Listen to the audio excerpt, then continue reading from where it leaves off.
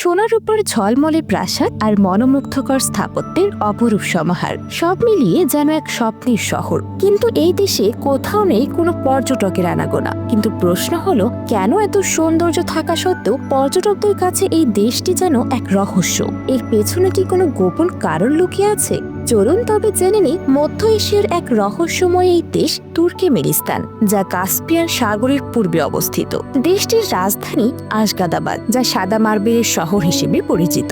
মনোমুগ্ধকর দেশটির আকর্ষণীয় স্থান হল দারওয়াজার গ্যাস ক্রেটার, যা নরকের দরজা নামে পরিচিত। এটি একটি বিশাল প্রাকৃতিক গ্যাসের গর্ত, যা 1971 সাল থেকে চলছে। এই অগ্নিগর্তটি পর্যটকদের জন্য এক বিস্ময়কর স্থান। তবে সেখানে পৌঁছানো কিংবা ভ্রমণ করা অতটা সহজ নয়। মূলত মরুভূমি আর প্রাকৃতিক সম্পদে ভরপুর এই দেশটি সারা বিশ্ব থেকে প্রায় বিচ্ছিন্ন, যেখানে ভ্রমণ করতে চাইলেও ভিসা পাওয়া অত্যন্ত কঠিন।